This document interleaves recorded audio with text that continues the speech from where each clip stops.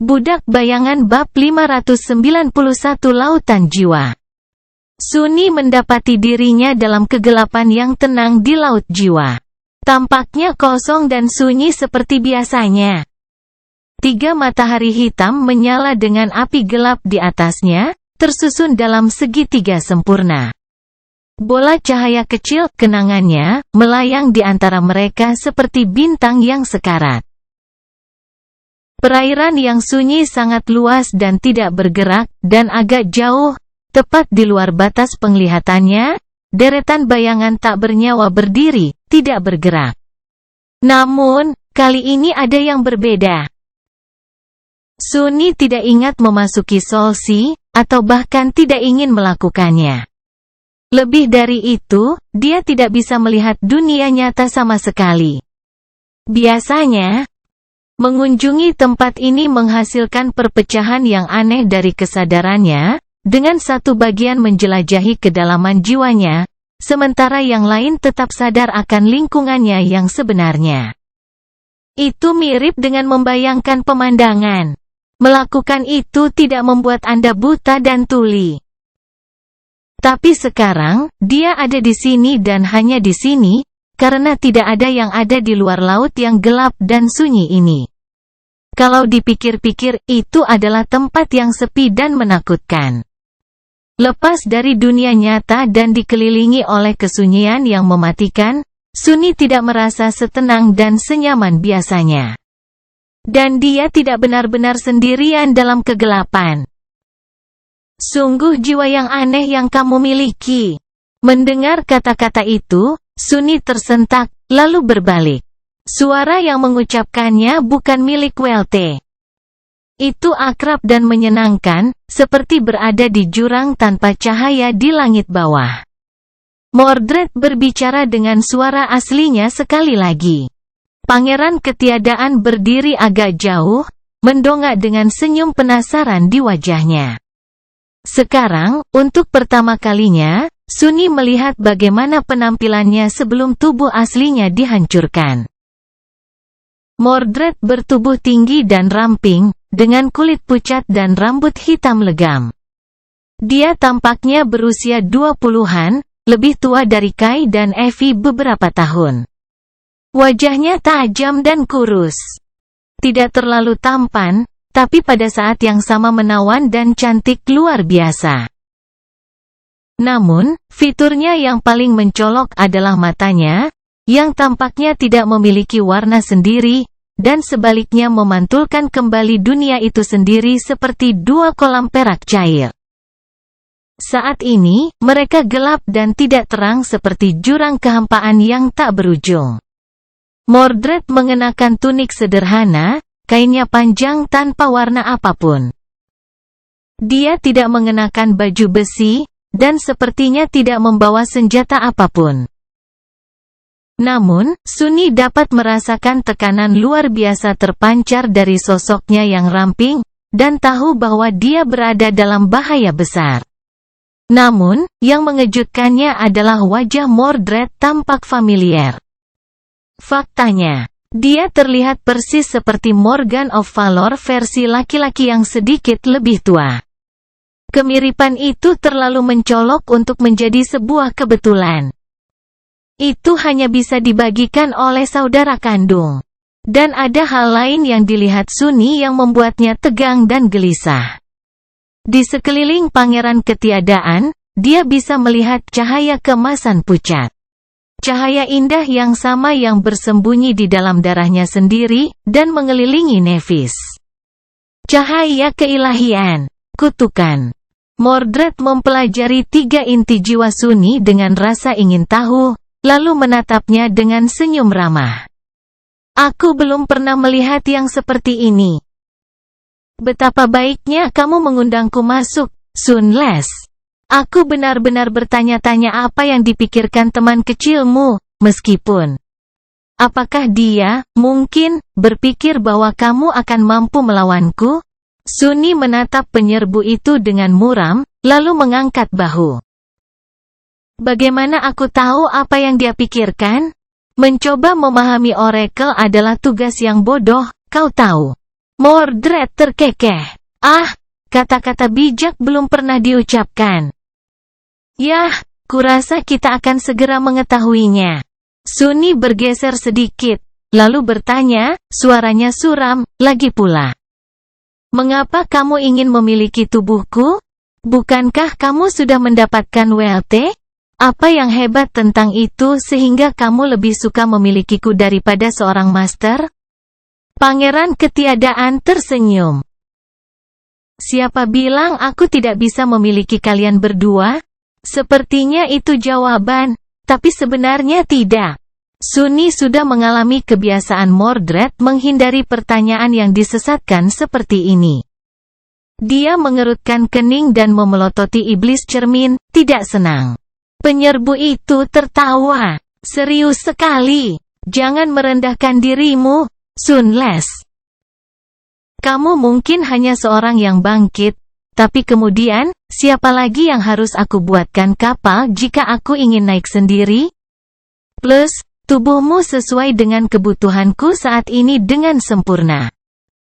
Kamu memiliki aspek yang memberimu kemampuan siluman dan kemampuan teleportasi. Kombinasi sempurna untuk seseorang yang ingin melarikan diri dari orang suci. Bukan begitu? Dia maju selangkah lagi dan melanjutkan, aku juga belum pernah bertemu atau mendengar orang lain yang memiliki aspek ilahi. Bayangkan keterkejutanku ketika mengetahui bahwa kamu sama sepertiku. Dan hal yang kamu miliki. Aku sangat penasaran untuk mengetahui apa yang membuatku buta di Menara Ebony. Artefak anti ramalan yang begitu kuat akan membuat hidupku jauh lebih mudah. Jadi, kamu tahu, meskipun aku tidak terlalu senang tentang itu, membawamu sebagai vessel adalah pilihan yang disesalkan, tapi tak terelakkan yang harus aku buat. Sunni menyipitkan matanya, mencoba memahami apa yang dibicarakan Mordred.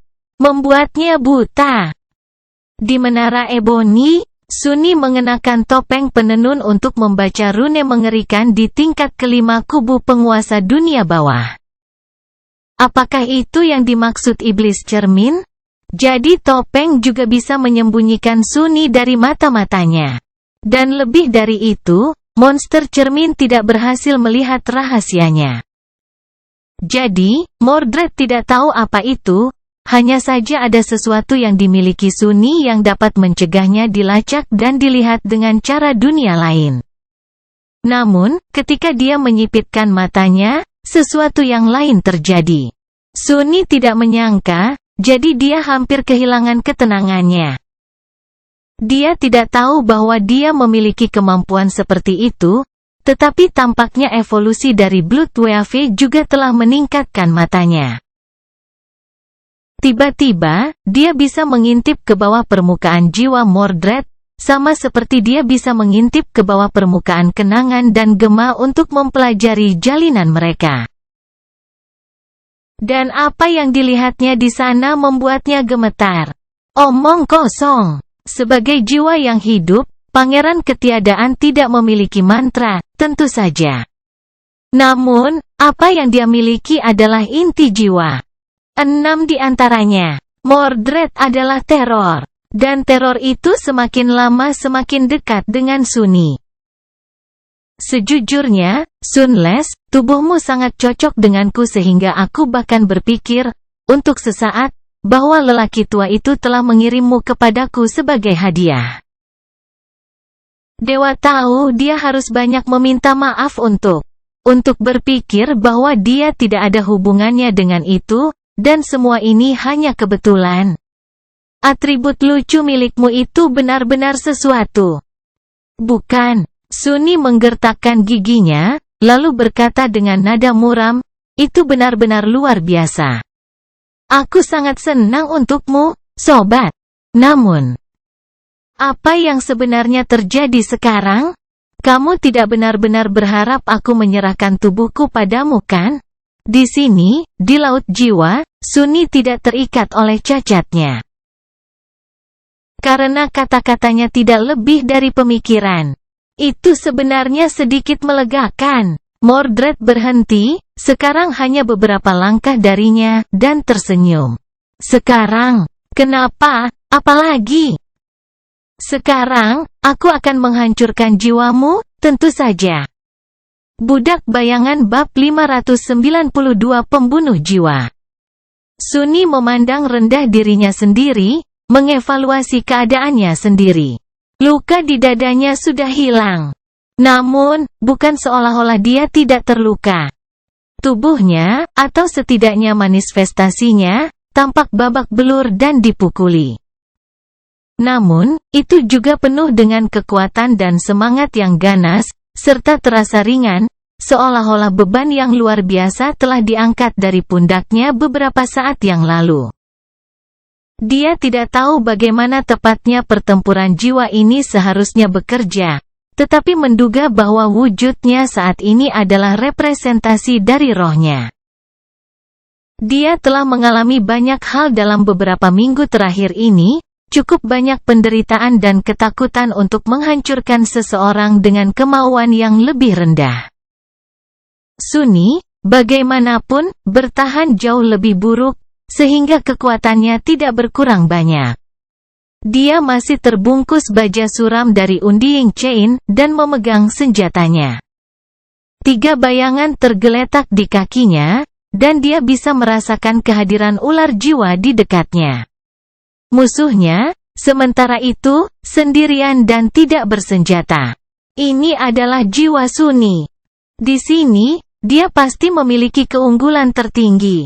Mari kita lihat siapa yang akan menghancurkan siapa, bajingan. Sambil menyeringai, Sunni memerintahkan bayang-bayang untuk bangkit dan melingkari tubuhnya. Seketika, kekuatan, kecepatan, dan ketahanannya meningkat berlipat ganda. Namun, pada saat berikutnya, ekspresinya membeku. Mordred menatapnya, lalu tersenyum. Saat dia melakukannya, 6 bayangan turun ke atasnya seperti mantel gelap, membuat tekanan yang diberikan Pangeran Ketiadaan terasa hampir mencekik. Kau tidak berpikir akan semudah itu, kan? Sepersekian detik kemudian, dia sudah berada di samping Sunni, tinjunya menghantam pelindung dada Unding Chain. Saat rasa sakit meledak di sekujur tubuhnya, Sunni terbang kembali dan jatuh ke air yang tenang, meluncur melintasinya ke dalam kegelapan. Apa? Bahkan sebelum dia sempat bangkit, Mordred sudah berada di atasnya, kakinya menghantam tulang rusuk Sunni. Sunni memekik saat dia terlempar ke udara, lalu merasakan pukulan lain mendarat di dadanya, mendorong semua udara keluar dari paru-parunya dan membuatnya jatuh kembali. Mengetahui bahwa dia harus melarikan diri entah bagaimana, Sunni terjun ke dalam bayang-bayang dan muncul dari kegelapan di belakang Pangeran Ketiadaan, bilah penglihatan kejam menembak ke depan. Namun, itu hanya menembus udara. Mordred sendiri telah berubah menjadi bayangan, dan menghilang tanpa jejak. Tawanya bergema di permukaan laut yang sunyi. Lemah. Terlalu lemah. Sesuatu memukul punggung Sunni, mengirimkan ledakan rasa sakit lain yang menggelinding ke inti dirinya. Dia mengerang dan mencoba menebas dengan Midnight Shot, tapi musuh sudah pergi. Sesaat kemudian, dia ditendang di perut, lalu dengan kejam dibanting ke wajah. Tinju Mordred terasa seperti palu godam. Tidak, seperti gunung yang turun. Setengah buta dan bingung, Sunni jatuh berlutut, meludahkan darah. Apa-apaan? Ini bukan bagaimana dia membayangkan hal-hal terjadi. Iblis cermin terkutuk itu jelas harus melemahkan mangsanya sebelum menyerang. Jadi, kemenangannya tidak ditentukan. Ada cara untuk mengalahkannya, entah bagaimana, dan karena semangat Sunni belum terpatahkan, dia berharap bisa menang. Namun, bajingan itu terlalu kuat. Bagaimana dia bisa melawan kekuatan yang begitu menakutkan? Lebih buruk dari itu, Mordred tampaknya mampu mencerminkan semua kekuatannya. Bajingan, Hilang dari cahaya, berhenti. The Prince of Nothing tertawa lagi, lalu memukul bagian samping Sunny, hampir membutakannya. Maaf untuk mengatakan ini, tapi trik itu tidak akan berhasil. Ini adalah situasi yang sama sekali berbeda, kau tahu. Terluka dan berharap bisa lolos dari pukulan berikutnya, Sunny berubah menjadi bayangan lagi. Namun kali ini, dia tidak terburu-buru untuk menyerang dan tetap tidak berwujud, berpikir. Namun, sebelum dia dapat membentuk satu pikiran pun, bayangan lain menerjangnya dari kegelapan, dan tiba-tiba, dia berada dalam pergolakan penderitaan yang tak terlukiskan, jiwanya rusak dan retak.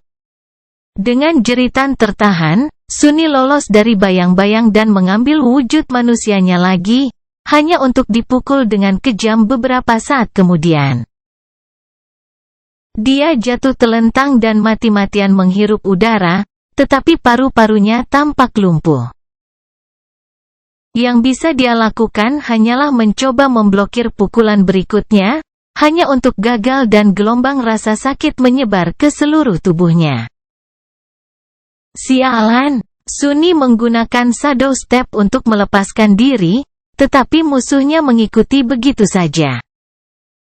Dia menangkis satu serangan, hampir berhasil memotong lengan bawah Mordred hingga terbuka.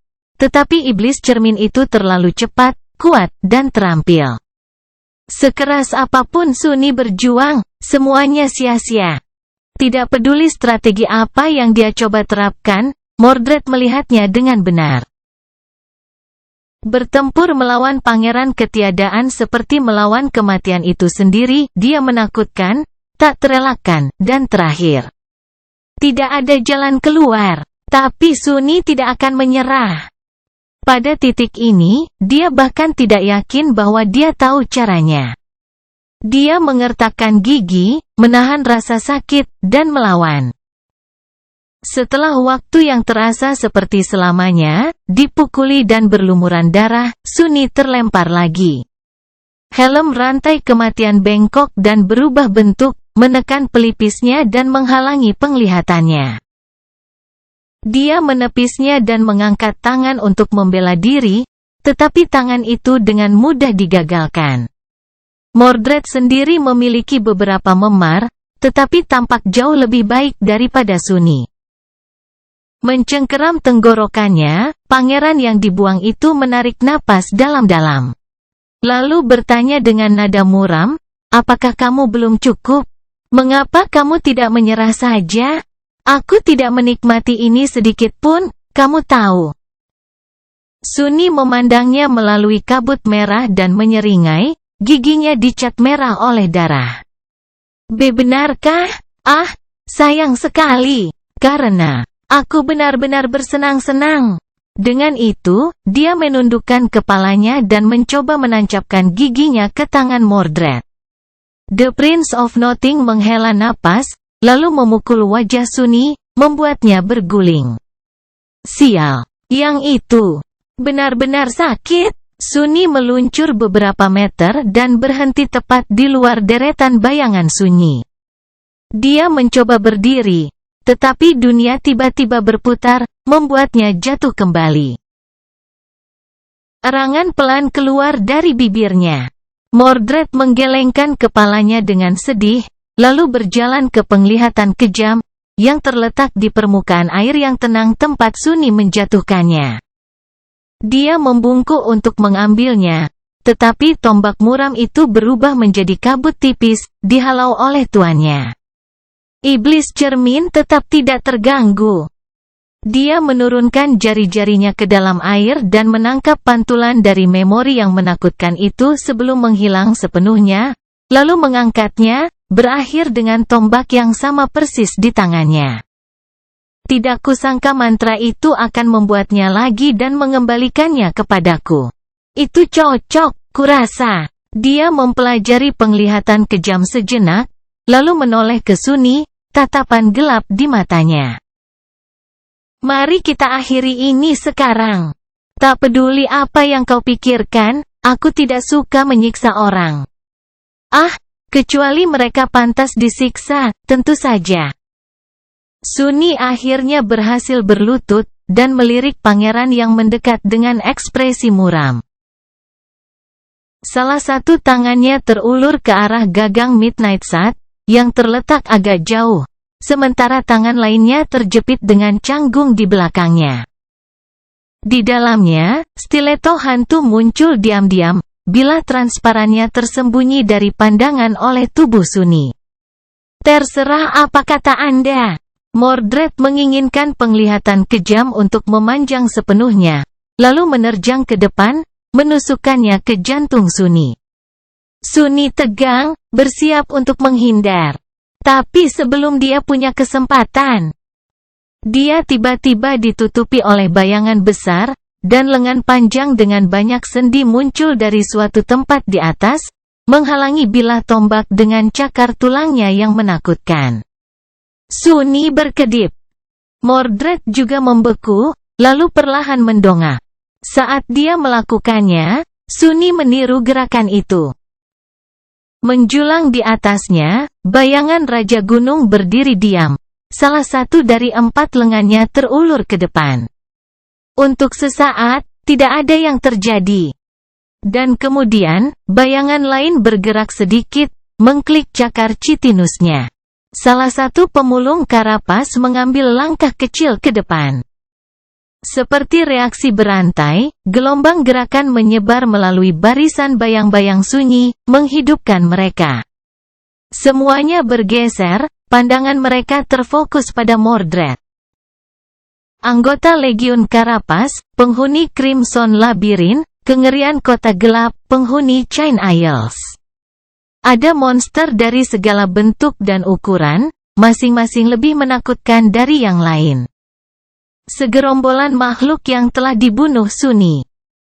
Ada messenger spire yang menjijikkan, sarang tanaman merambat yang merayap, seorang ksatria jangkung dengan baju zirah rumit yang berat, makhluk aneh dengan dada sebagai pengganti kepala.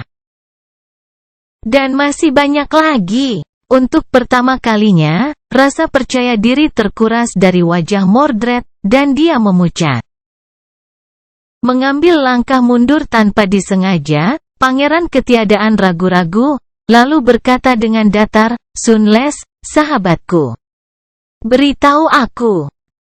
Mengapa ada pasukan makhluk mimpi buruk yang mati tersembunyi di dalam jiwamu?" Sunni akhirnya berhasil meraih Midnight Sun dan perlahan bangkit, menggunakan tachi sebagai penopang. Giginya bersinar dalam senyum gelap. "Oh, aku juga memiliki jiwa manusia di sini. Jadi, jangan khawatir, Mordred. Ketika aku membunuhmu, setidaknya kau akan memiliki teman yang baik." Vien cermin terkekeh gugup, lalu perlahan mengacungkan pantulan dari penglihatan kejam. Pada saat berikutnya, gerombolan bayangan melonjak ke depan, turun ke atasnya seperti longsoran kegelapan. Dan Mordred tiba-tiba menghilang tanpa jejak, seolah-olah dia tidak pernah ada. Budak bayangan bab 593 satu langkah maju. Sunni membuka matanya, bingung. Cahaya oranye dari api dan bayangan menari di dinding yang hancur, bau darah, rasa sakit yang merobek di dadanya. Dia telah melarikan diri dari laut jiwa dan kembali ke jantung kuil malam yang hangus.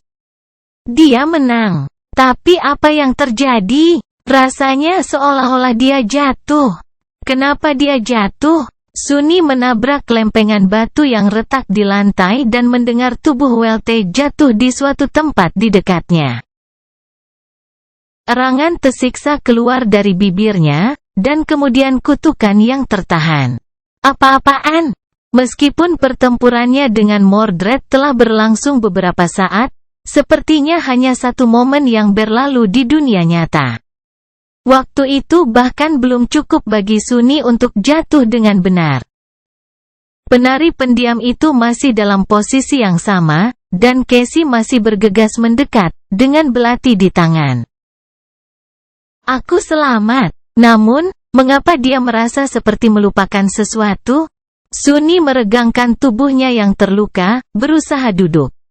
Dia merasa lelah dan lemah, baik karena luka fisiknya maupun kerusakan yang diderita jiwanya dalam pertempuran mengerikan melawan Prince of Nothing. Apa itu? Casey sudah berada di sisinya, mengulurkan tangan untuk membantunya duduk. Rapiernya melayang di udara, lalu berbalik, ujung pedangnya mengarah ke tubuh Welte yang tidak bergerak. Oh, benar. Kemana Mordred menghilang? Tiba-tiba, matanya melebar. Sunni mengangkat kepalanya, menunjuk Welte. Bunuh dia. Penari pendiam sudah melayang di udara, bereaksi lebih cepat dari tuannya. Casey mengerutkan kening. Apa? Bukankah dia? Tapi sudah terlambat. Welte tiba-tiba bergerak, tangannya melesat ke depan untuk menangkap rapier terbang itu dengan pedangnya. Titik tajam berhenti hanya beberapa sentimeter dari tenggorokannya. Tidak, Mordred tidak mati. Dia hanya melarikan diri, mundur dari pertarungan yang dia tahu dia tidak akan bisa menang. Kembali ke kapal sebelumnya. Casey menatap pangeran ketiadaan dengan kaget, dan kemudian menjerit ketika retakan tipis muncul di bilah rapier yang anggun itu. Dia buru-buru menepis Eko, menyelamatkannya dari cengkeraman yang menghancurkan, dan menarik Sunni berdiri.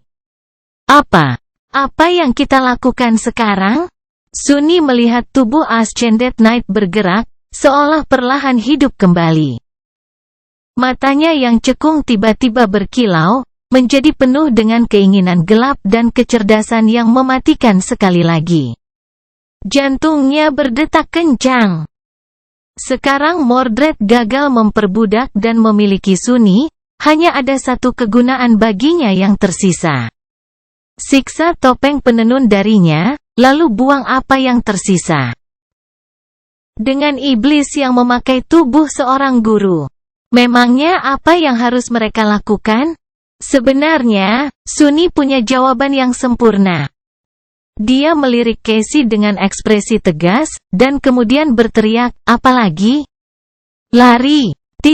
Mordred bukan satu-satunya yang tahu kapan harus melepaskan diri dari situasi tanpa harapan. Mendorong gadis buta itu menuju lubang besar di dinding bekas kubu pasukan Valor, Sunni memunggungi Welte, yang perlahan bangkit berdiri, dan berlari secepat mungkin. Matanya tertutup rapat, sehingga bajingan itu tidak bisa memata-matai mereka melalui pantulan.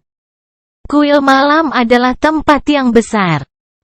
Dengan sedikit keberuntungan, mereka akan bisa bermain kucing dan tikus. Atau lebih tepatnya, tikus dan harimau. Dengan pangeran terkutuk selama beberapa hari. Semoga Sein Cormac segera tiba. Saat dia menyelam melalui celah di dinding, sebuah suara mengejek menyerangnya dari belakang. Apa? Pergi begitu cepat? Merasa Mordred maju selangkah, Sunni menepis beban surgawi. Mayat Percy yang masih menempel di langit-langit tiba-tiba terjungkal dan menabrak tepat di depan iblis cermin, memaksanya untuk melompat mundur dan sedikit melambat. Tanpa menoleh, Sunni melemparkan sumpah patah di belakangnya, lalu mengirim batu biasa terbang ke kedalaman koridor acak, dan berlari ke arah yang berlawanan dengan Casey. Saat mereka bergegas pergi, batu itu memantul dari dinding dan berteriak keras dengan suara Sunni, lari.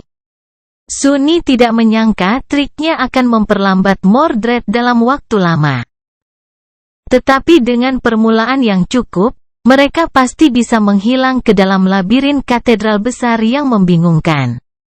Mereka hanya harus keluar dari tempat suci dalam waktu. Sekali di luar, menangkap mereka akan jauh lebih sulit. Dia mungkin bukan tandingan pangeran ketiadaan dalam pertempuran langsung. Untuk saat ini. Tetapi dalam hal sembunyi-sembunyi dan penjelajahan, Sunni memiliki keuntungan yang menentukan. Dia tidak hanya bisa menggunakan shadow step untuk melompati jarak yang jauh, tapi dia juga bisa menggunakan bayangan dan indranya untuk mengintai, memata-matai musuh, dan menavigasi dalam kegelapan. Mordred, sementara itu, hanya bisa melihat melalui pantulan, yang sedikit dan jarang terjadi di kuil malam. Bersembunyi darinya bukanlah tugas yang mustahil. Terutama dengan bantuan Casey dan intuisinya yang luar biasa, gadis buta itu akan sedikit memperlambat Sunny, tetapi pada saat yang sama, bersamanya adalah anugerah. Saat dia memikirkan itu, Casey tiba-tiba menariknya ke mulut koridor sempit yang nyaris tak terlihat, yang kemudian membawa mereka ke tangga kecil. Mereka menaikinya dan berlari melalui aula melingkar, meluncur ke lantai kubah dan kemudian naik kembali. Saat mereka melakukannya, gema dari tabrakan yang memekakkan telinga mencapai telinga mereka, mengumumkan bahwa Pangeran Ketiadaan tidak terlalu jauh di belakang. Apa yang bajingan itu lakukan? Menerobos dinding batu bukannya mencari jalan? Bagian dalam benteng aneh dan membingungkan, jadi Sunny dengan cepat kehilangan arah. Yang dia tahu adalah bahwa mereka tidak bergerak menuju pintu keluar yang sudah dikenal dari tempat suci bagian dalam, juga tidak mendekati menara lonceng pusat. Keraguannya terhapus, bagaimanapun, ketika Casey membuka pintu kayu sempit, dan angin dingin menerpa wajahnya. Entah bagaimana, mereka telah sampai di aula besar katedral, di mana gerbang yang rusak berdiri di tengah cekungan luas kubah kawah. Alih-alih memasukinya melalui gerbang tinggi tempat suci bagian dalam, Sunny dan Casey muncul di galeri tersembunyi yang mengitari perimeter aula jauh di atas. Hampir pada saat yang sama, sesosok familiar muncul dari gerbang jauh di bawah. Budak bayangan bab 594 dua langkah mundur. Mordred berada tepat di bawah mereka, berjalan keluar ke aula besar katedral muram dengan santai. Di atas bahunya, selusin bola cahaya yang menyilaukan melayang di udara, memantulkan pantulan putih dari bebatuan gelap. Sunny diam-diam melangkah mundur, menarik Casey bersamanya. Menempel di dinding belakang galeri dan dengan aman bersembunyi di balik bayang-bayang yang dalam, mereka perlahan menjauh. Di bawah, bola cahaya tiba-tiba melesat ke arah yang berbeda, menerangi sebagian besar nave yang gelap. Untungnya, pancaran mereka tidak mencapai galeri tersembunyi, baik itu hanya nyaris. Namun, apa yang dicapainya adalah ratusan pecahan cermin yang tersebar di sekitar hamparan luas aula terbalik. Masing-masing bersinar, memantulkan cahaya putih. Seolah-olah bintang yang tak terhitung jumlahnya tiba-tiba menyala dalam kegelapan. Sunny diam-diam mengutuk, mengetahui bahwa pecahan itu melayani Mordred sebagai mata. Siapa yang tahu berapa banyak lagi yang tersembunyi di seluruh katedral? Tanpa mengurangi kecepatan, dia menyingkirkan kenangan yang dia tinggalkan. Dan terus bergerak menuju ujung yang jauh dari ruang bundar yang luas itu. Pangeran Ketiadaan, sementara itu, sedikit memiringkan kepalanya, di mana mereka bersembunyi? Aku ingin tahu. Tiba-tiba, dia dikelilingi oleh angin puyuh bunga api putih. Sunny tidak berlama-lama untuk melihat apa yang dipanggil memoris Mordred, dan malah berkonsentrasi untuk mencapai pintu lain. Sebelum percikan cahaya bergabung menjadi bentuk yang nyata, Casey dan dia telah meninggalkan galeri, menemukan diri mereka di koridor lain. Mereka telah berhasil meninggalkan tempat suci dan sekarang berada di struktur utama benteng. Itu adalah ruang yang besar dan berbelit-belit. Jadi menemukan mereka di sini tidak akan mudah. Dari tempat mereka berdiri sekarang, tepat di luar nave, mereka bisa pergi kemana saja di dalam kuil, keluar ke lingkaran luar. Atau turun ke salah satu dari 6 menara lonceng. Mereka bahkan bisa berputar ke belakang dan mencoba bersembunyi di ketujuh menara lonceng utama, berharap iblis cermin tidak mengharapkan mereka kembali. Namun, entah bagaimana, Sunny ragu bahwa melarikan diri dari Mordred akan semudah itu. Bagaimanapun, sisa-sisa korbannya yang dibantai ada di sekitar mereka. Tak satu pun dari orang-orang ini yang melarikan diri. Dia ragu sejenak, lalu menarik Casey ke arah ring luar. Itu adalah bagian dari benteng yang paling mereka kenal, yang merupakan keuntungan penting. Tentu saja, pangeran yang dibuang itu juga mengerti itu, yang berarti kemungkinan besar dia juga akan pindah ke sana. Ini adalah risiko yang harus diambil Sunny. Pada akhirnya, tujuan mereka adalah melarikan diri. Dan mereka hanya bisa melakukannya dengan mencapai gerbang kuil malam yang tersegel. Beberapa jam berlalu, diliputi ketakutan dan ketegangan. Sunny dan Casey telah bergerak melalui struktur utama katedral, semakin dekat ke lingkaran luar. Dalam perjalanan, mereka istirahat sejenak, sebagian untuk makan dan memulihkan tenaga, tetapi sebagian besar karena dia tidak bisa berjalan lagi. Kelelahan dan rasa sakit semakin membebani Sunny. Menemukan tempat yang aman, dia jatuh ke lantai dan tidak bergerak untuk beberapa saat, bernapas dengan suara serak. Kemudian, dia melepaskan pelindung dada dari undying chain, menarik baju yang bersembunyi di bawahnya, dan dengan hati-hati menjelajahi luka mengerikan yang ditangani Mordred kepadanya. Hasilnya tidak terlalu bagus. Sunny tidak akan mati dalam waktu dekat, tapi dia juga tidak akan sembuh dengan cepat. Untuk saat ini, dia sama saja dengan lumpuh. Kutukan. Setidaknya dia tidak mati kehabisan darah. Setidaknya itu sesuatu. Dia memanggil penutup dada kembali, lalu membuka Covetus cover dan mengeluarkan beberapa tabung sintepaste. Keduanya buru-buru mengonsumsi lumpur bergizi, dan kemudian, tiba waktunya untuk bangkit kembali. Namun, sebelum itu, Casey memberinya sesuatu. Ini. Kamu pegang ini. Sunny mengambil barang itu dan mengangkat alisnya, mengenali bentuknya. Itu adalah sepotong kecil baja dingin, dibentuk menyerupai landasan. Jari-jarinya, bagaimanapun, dapat merasakan bahwa hal itu sama sekali tidak sederhana. Nyatanya, itu tampak seperti salah satu artefak paling kuat yang pernah dia pegang. Jimat Welte, kapan kamu mengambilnya? Gadis buta itu menghela napas. Setelah kamu membuka matamu, aku seharusnya mencoba untuk mencapai tubuhnya tepat waktu. Kalau saja aku memiliki lebih banyak esensi, aku bisa melihat. Bisa melakukan sesuatu yang berbeda. Sunny ragu-ragu sejenak, lalu melemparkan jimat itu ke mulut Covetus cover. Mengapa kamu begitu terpuruk? Ya, kita mungkin telah gagal menyingkirkan bajingan itu, tapi sekali lagi, kita telah melakukan lebih baik daripada 100 kalah dan 2 ksatria keberanian. Prestasi itu tidak terlalu buruk, bukan? Ditambah lagi, rencana Mordred juga hancur. Dia mungkin terlihat memegang kendali, tapi percayalah, orang itu berada dalam masalah yang sama seperti kita.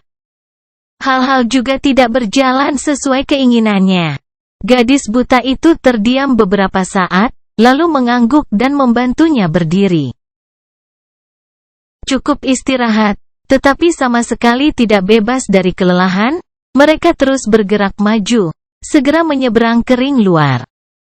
Namun, ketika mereka melakukannya, Casey tiba-tiba membeku, lalu gemetar.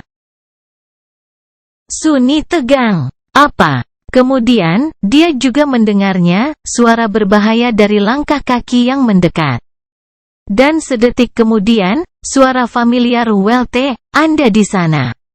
Sambil menggertakkan giginya, Sunny meraih tangan Casey dan berlari ke arah yang berlawanan. Sial! Sial! Sial! Dadanya terasa panas, berdenyut dengan rasa sakit yang luar biasa. Mereka bergerak dengan semua kecepatan yang bisa mereka kumpulkan, tapi apa gunanya? Seorang guru jauh lebih cepat daripada seorang yang bangkit. Meskipun Mordred tampaknya tidak terburu-buru, suara langkah kakinya semakin lama semakin dekat. Namun, sebelum dia bisa menjangkau mereka, seluruh kuil malam tiba-tiba berguncang, melempar Sunni ke lantai. Ledakan rasa sakit menjalar ke seluruh tubuhnya, dan sesaat kemudian, shadow sense-nya tidak lagi dibatasi oleh dinding luar benteng. Itu menembus batu hitam dan dengan mudah mencapai kehampaan yang luas di luar. Sunni mengepalkan tinjunya. Segelnya sudah diangkat. Orang suci telah tiba. Budak bayangan bab 595 orang suci akan datang. Pada saat itu, Sunni dan Casey tidak terlalu jauh dari ruang gerbang, tempat mereka menemukan sesuatu yang tidak wajar segera setelah kabur dari kandang. Saat itu, gerbang yang berat telah ditutup dan disegel. Sekarang, bagaimanapun, tampaknya akhirnya dibuka. Saint Cormac telah kembali dari ekspedisinya ke Hollow Mountains beberapa hari lebih cepat dari yang diperkirakan. Untuk sesaat, Sunni diliputi kegembiraan yang luar biasa. Namun, kemudian, bagian pikirannya yang dingin dan rasional mengambil alih. Ya, kedatangan orang suci menciptakan jalan keluar, dan terikat untuk menyelesaikan masalah Mordred mereka. Kemungkinan besar. Tetapi siapa yang mengatakan bahwa prajurit Transcendent tidak akan menjadi ancaman yang lebih mematikan? Hal pertama yang akan dilihat Saint Cormac setelah memasuki benteng adalah tumpukan mayat yang dimutilasi. Setelah itu, dia kemungkinan besar akan membunuh siapa saja yang menghalangi jalannya. Lagi pula, siapapun yang selamat akan menjadi kapal potensial dari pangeran yang dibuang. Atau saksi. Sunni mengertakkan gigi, lalu bangkit dan menarik Casey ke koridor samping. Di sana, mereka bersembunyi dalam bayang-bayang, melilitkan jubahnya, dan menunggu. Dia tidak berani memperluas indera bayangannya ke gerbang atau mengirim bayangannya ke depan untuk mengintai. Takut untuk menarik perhatian orang suci, jadi tidak satu pun dari mereka yang tahu apa yang sedang terjadi. Beberapa detik berlalu dalam kesunyian yang menakutkan, dan kemudian, Sunni mendengar sesuatu berdesir di koridor yang baru saja mereka tinggalkan. Embusan angin bertiup melewati mereka, seolah tertinggal oleh sesuatu yang bergerak dengan kecepatan luar biasa. Sesaat kemudian, mereka mendengar dampak yang jauh, dan kuil malam bergetar sekali lagi. Tampaknya Saint Cormac telah menemukan Mordred. Sunni mendorong Casey berdiri dan mendesis, cepat. Ke gerbang. Mereka berlari menuju pintu keluar. Segera, ruangan yang dikenalnya mulai terlihat, udara segar bercampur dengan bau mayat yang membusuk. Gerbang kuil malam terbuka lebar, kegelapan langit bawah yang tak tertembus membentang hingga keabadian di luarnya. Pintu masuk yang tinggi tampak seperti portal menuju malam yang tak berujung. Sekarang melambat bahkan untuk sesaat, Sunni dan Casey berlari menuju kebebasan, melewati gerbang, dan akhirnya lolos dari katedral terkutuk itu. Setelah sebulan penuh penderitaan, pertumpahan darah, dan ketakutan mengerikan yang mereka alami dalam jebakan batu yang mengerikan ini, udara jurang yang tak bercahaya tampak manis seperti nektar. Saat mereka pergi, kuil malam bergetar sekali lagi, debu berjatuhan dari dinding kunonya. Jauh di bawah, bel berbunyi dengan sedih, lagu mereka yang biasanya merdu terdengar aneh terhuyung-huyung dan panik. Orang suci sedang melawan pangeran ketiadaan, seluruh benteng menderita beban dari bentrokan sengit mereka. Cepat, ini belum berakhir. Keduanya berlari melintasi jembatan reyot yang bergoyang di atas jurang langit di bawah dengan rantai berkarat. Dan segera mencapai tangga berbahaya yang mengitari lereng pulau utara. Menjalankan langkah-langkah sempit, keduanya tahu bahwa satu langkah yang salah berpotensi merenggut nyawa mereka. Tapi Sunni tidak mau melambat. Mereka harus mencapai permukaan, menyeberangi pulau, melintasi rantai surgawi. Semuanya sebelum Saint Cormac selesai berurusan dengan tahanan yang melarikan diri. Terlalu lama. Ini terlalu lama. Sunni ragu sejenak, lalu memanggil beban surgawi. Naik ke punggungku. Casey berlama-lama, lalu melakukan apa yang diperintahkan. Dia mengarahkan jarum hitam di antara pelat rantai kematian, mengutuk, dan kemudian melemparkan tangannya ke depan, bila segitiga dari Prolington menembak ke lereng batu yang menjorok. Dengan tambahan berat gadis buta itu, kecepatan pendakian mereka tidak terlalu cepat. Namun, dengan bantuan kunai dan talinya yang tak terlihat, Sunni mampu meningkatkannya. Itu adalah perjalanan yang sulit dan menegangkan, keduanya seperti laba-laba mendaki gunung dengan bantuan seutas benang sutra. Perbedaannya adalah gunung itu lebih curam daripada vertikal, dan ada angin kencang yang mengancam akan menghancurkan mereka ke bebatuan, atau membuangnya ke dalam kegelapan langit di bawah. Namun, setelah selusin menit yang menyiksa atau mungkin selamanya, mereka masih berhasil mencapai permukaan pulau, hidup-hidup.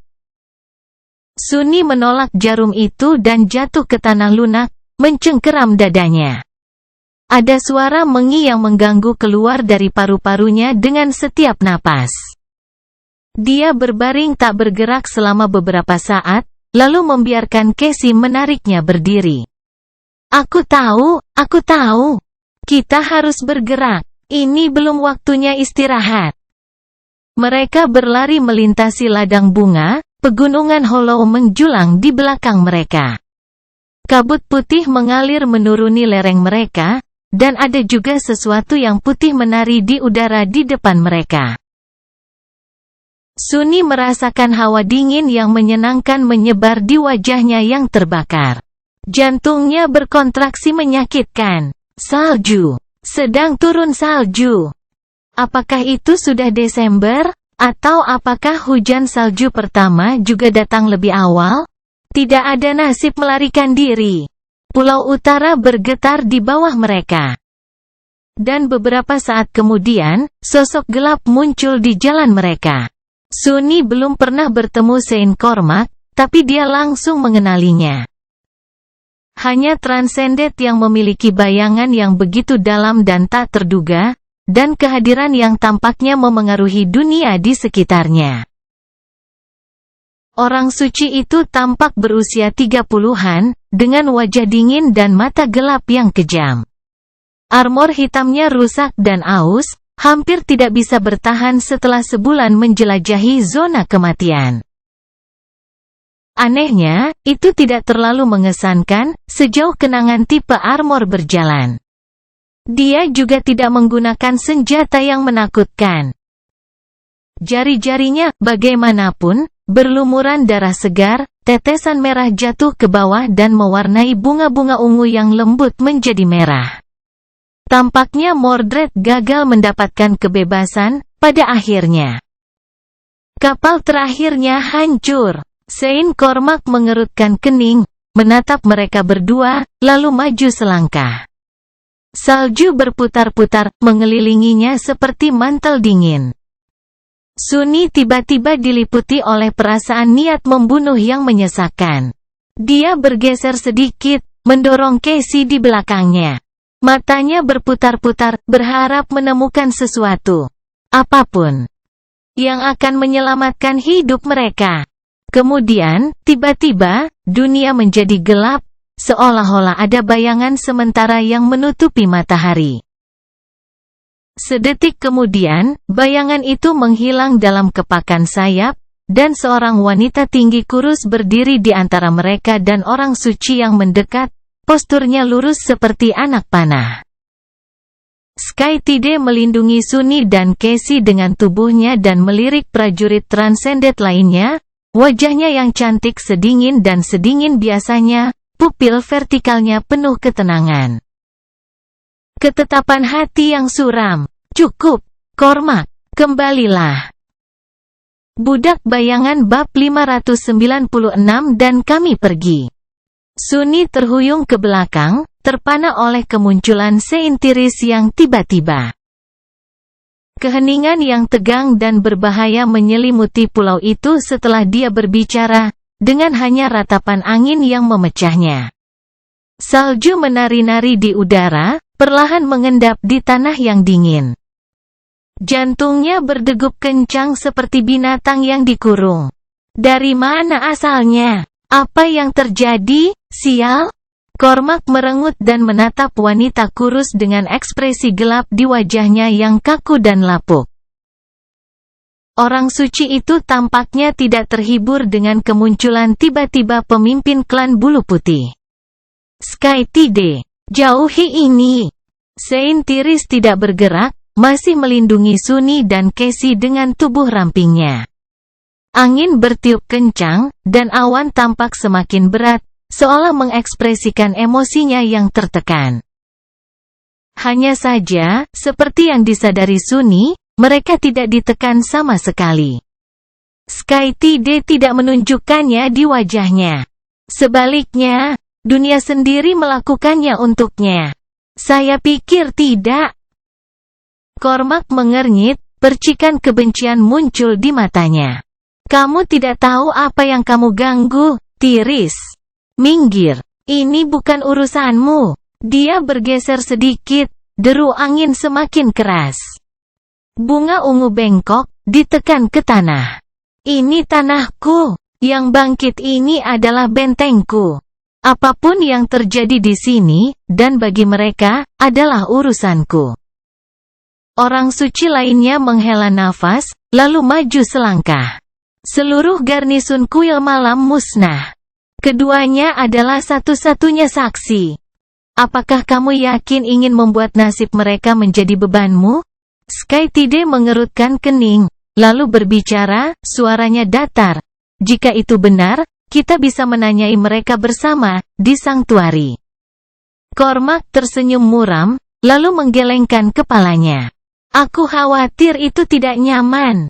Kamu mungkin tidak tahu tugasku di sini, Tiris. Tapi kamu tahu siapa yang memberikannya kepadaku.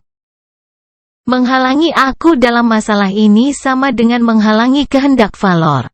Kamu tidak akan mau melakukan itu kan? Sudut mulut Skytide tiba-tiba berputar ke atas. Dia menatap orang suci yang menakutkan itu, dan berkata, sedikit mengejek dalam suaranya, apa yang akan dia lakukan? Bagaimana dia akan menghukumku? Mengasingkan klanku ke daerah perbatasan yang terpencil? Mungkin. Oh, tunggu. Dia juga maju selangkah, nadanya berubah, menjadi lebih gelap dan lebih berat. Awan menelan matahari, menenggelamkan dunia ke dalam bayang-bayang. Kau lupa, Cormac. Aku Skytide dari klan White Feather, bukan Valor. Aku bawahan raja, bukan pelayannya. 6 tahun yang lalu, aku melihat ke arah lain dan membiarkan rencana jahatmu terjadi. Aku menyesalinya sejak saat itu. Ini tanahku, pulauku. Kamu hanya tamu di sini. Aku memperingatkanmu.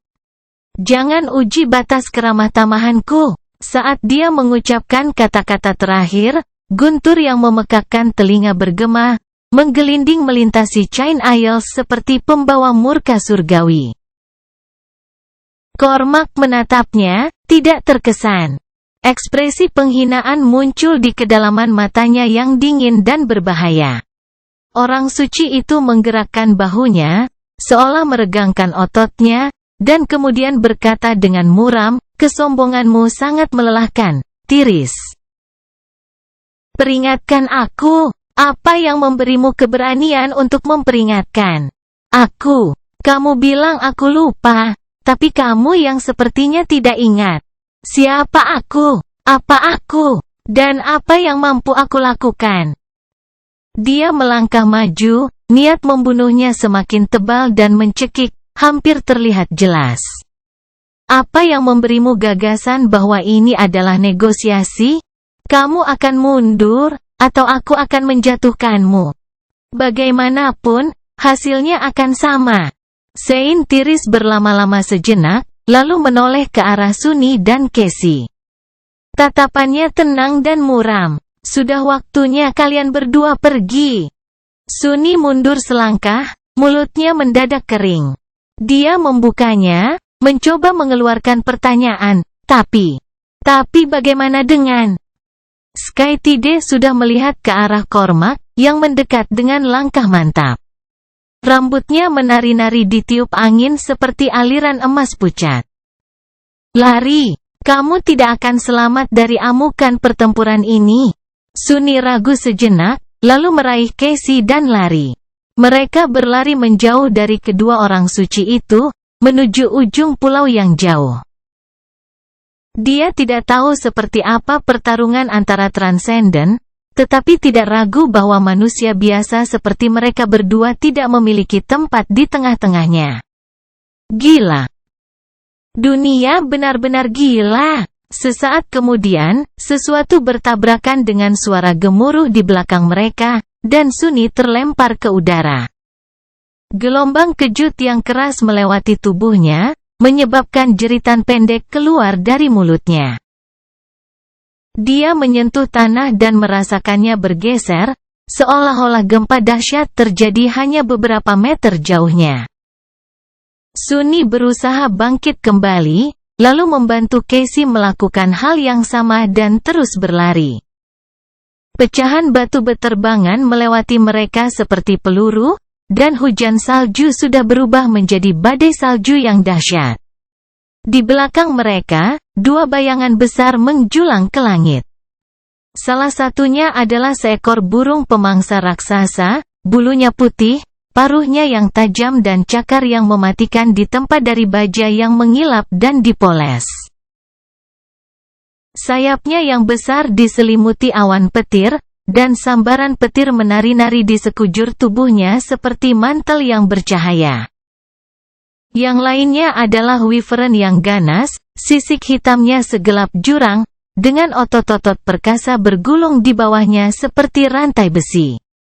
Kepala makhluk itu dimahkotai dengan tanduk yang berputar.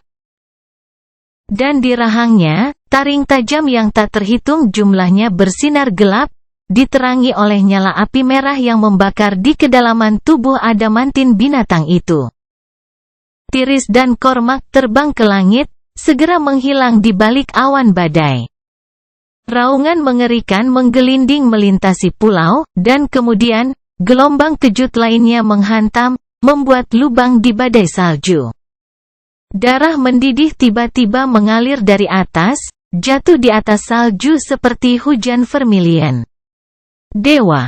Oh, dewa! Sunny dan Casey hanya bisa lari.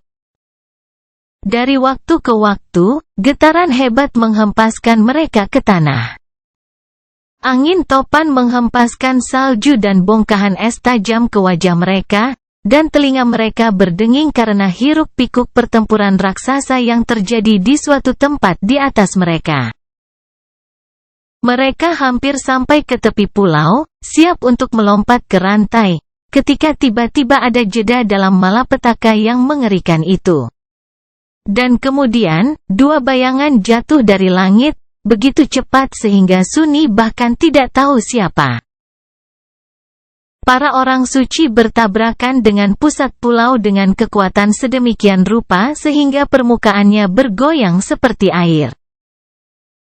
Gelombang kejut dari hantaman itu begitu dahsyat sehingga langsung melenyapkan ladang bunga, menerbangkan lapisan atas tanah, dan membuat benteng di tepi utara hancur menjadi debu.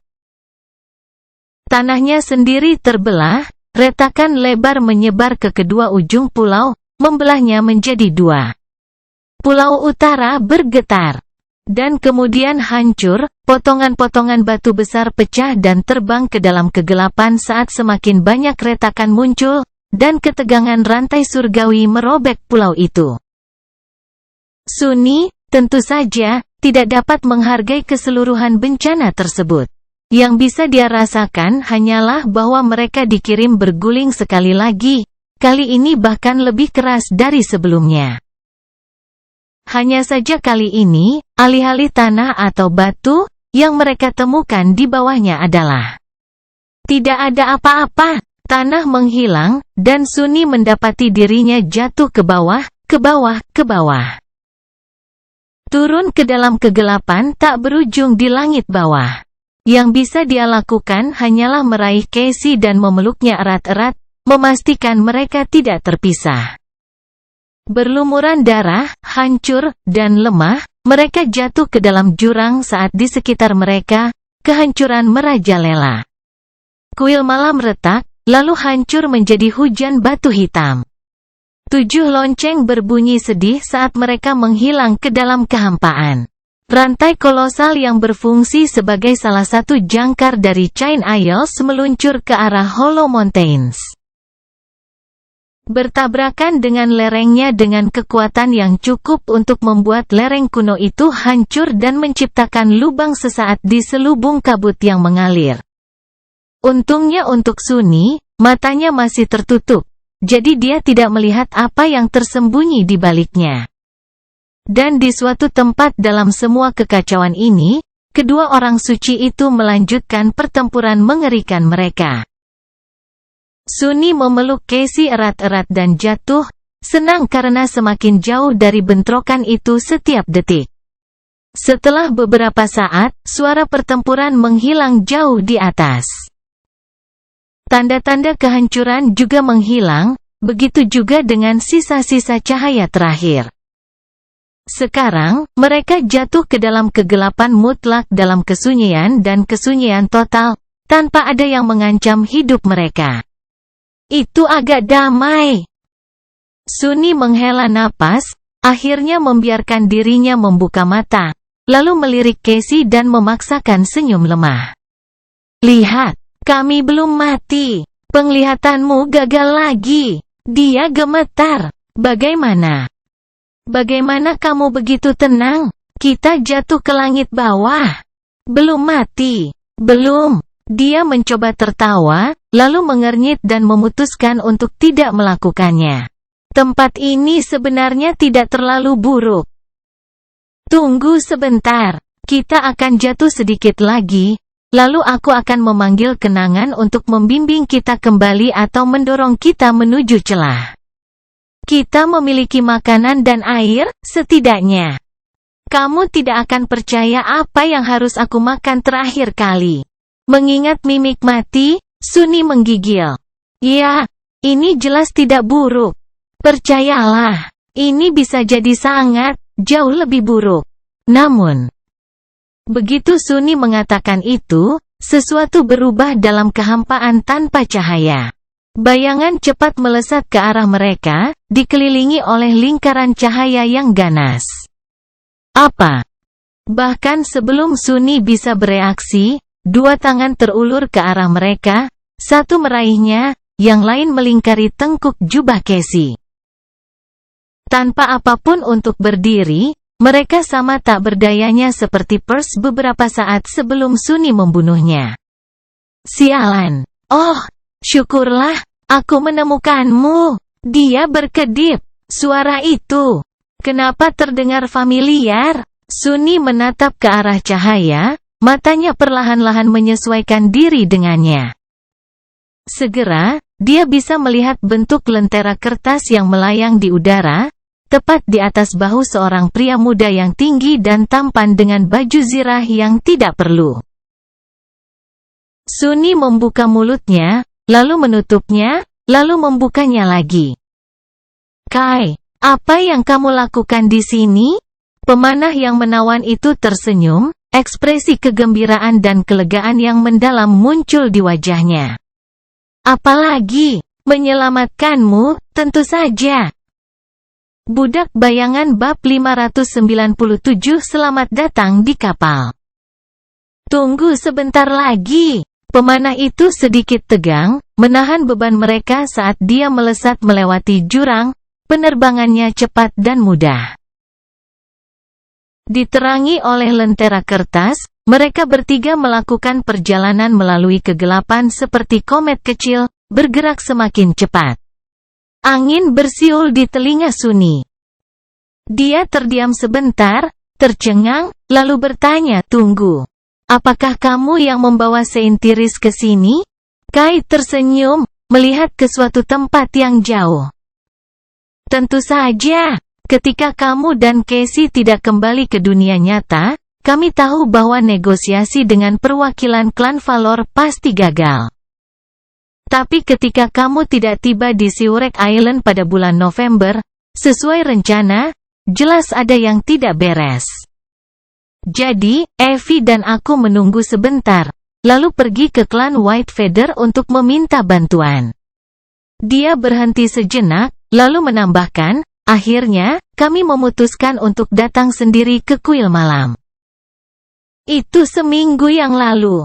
Kami baru tiba kemarin. Tapi benteng disegel." Sunny mengerutkan kening, tiba-tiba menangkap ketidakkonsistenan dalam kata-kata Kai. "Tunggu. Seminggu yang lalu? Bagaimana kamu bisa melewati Chain Isles begitu cepat?" Pemanah itu tersenyum cerah. "Lihat ke depan. Apa yang dia?" Sunny melirik ke depan, dan membeku. Mereka dengan cepat mendekati sumber cahaya lain, yang ini jauh lebih besar. Atau lebih tepatnya, itu bergerak ke arah mereka, bahkan lebih cepat dari Kai yang terbang. Beberapa saat kemudian, sebuah bentuk anggun dari sebuah kapal kayu yang megah terlihat, mengalir menembus kegelapan langit di bawah seolah-olah di atas air. Layarnya putih bersih, dan di sekitar tiang utama, pohon muda tumbuh, cabang-cabangnya dipenuhi dedaunan hijau cerah. Penjaga api tampaknya telah berhasil memperbaiki kapal kuno itu.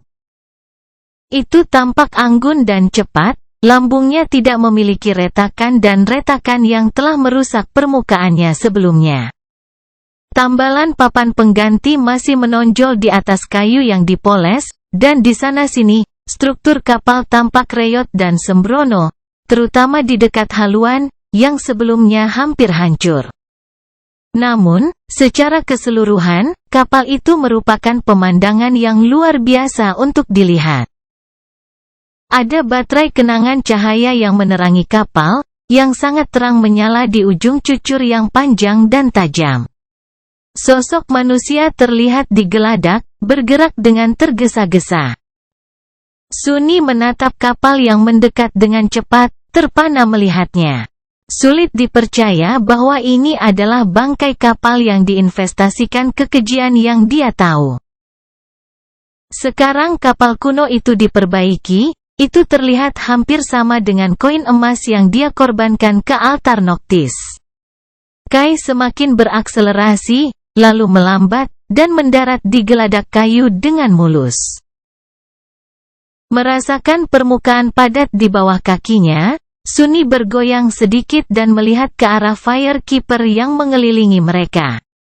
Kemudian, dia menghela nafas, dan jatuh, langsung kehilangan kesadaran.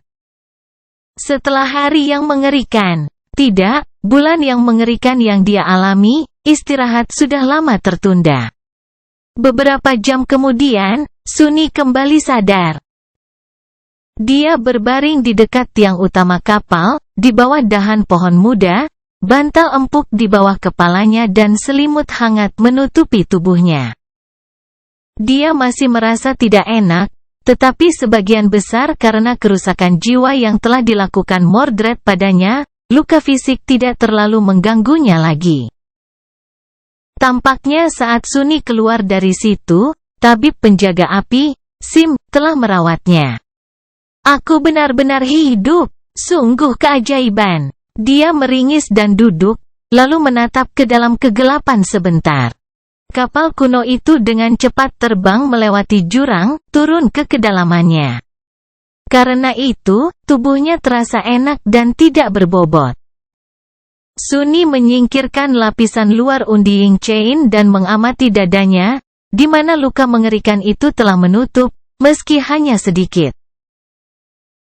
Sekarang setelah dia sadar, dia akan bisa menjahitnya, atau setidaknya menutupi lukanya dengan perban.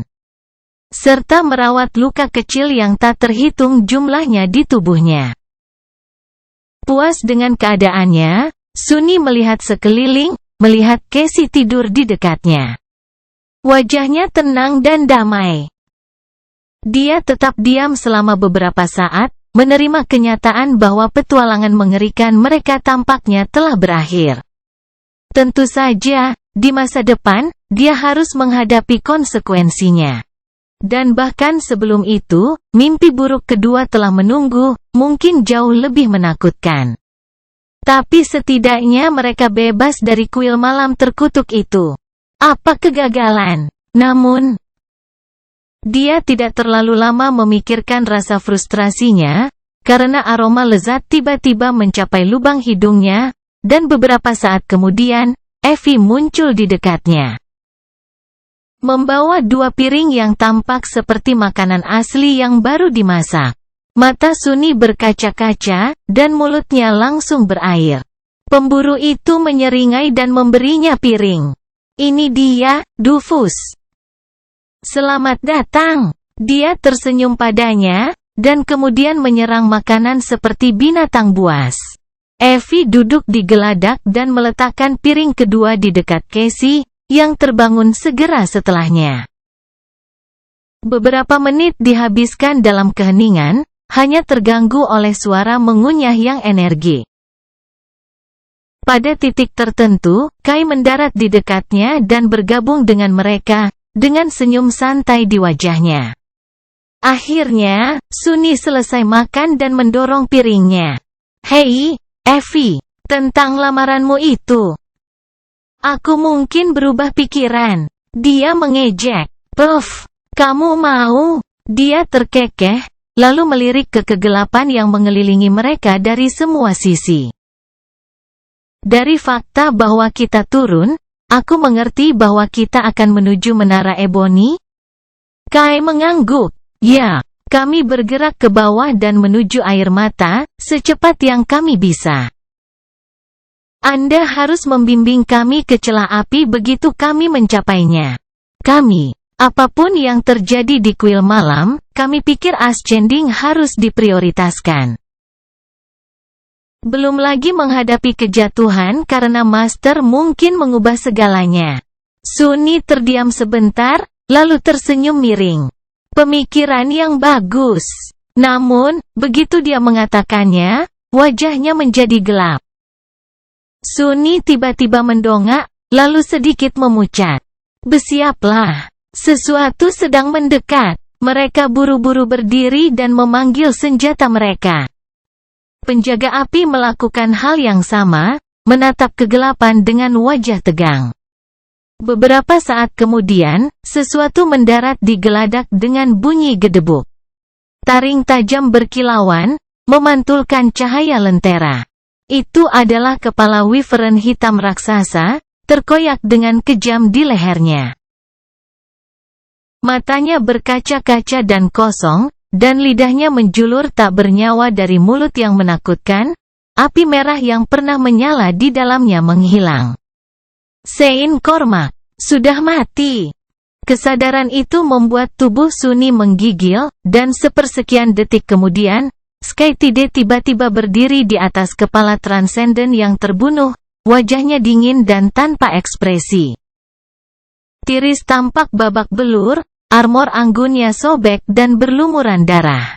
Rambut emasnya acak-acakan, beberapa helai dicat merah.